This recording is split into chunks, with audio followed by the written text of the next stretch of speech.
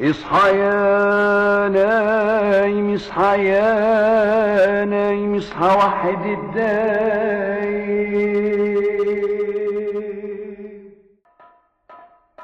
عارفين إن المسحراتي مش بس شخصية رمضانية، لكن كمان كان مصدر إلهام لشعراء كتير كبار. فؤاد حداد كتب له أعظم أشعار وقالها بصوته سيد مكاوي في برنامجه الرمضاني المشهور: اصحى يا نايم وحد الدايم رمضان كريم. بيرام التونسي وصلاح جاهين كمان كتبوا عن ليالي رمضان وأجواء المسحراتي، وحتى الأبنودي حكى عن المسحراتي في الصعيد.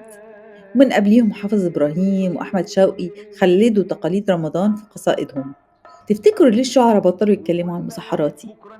اكتبوا لنا في التعليقات، واستنوني كل يوم مع حادثة جديدة عن مسحرات جديد في مكان جديد وبشكل جديد، وكمان هنعرف أصل الحكاية.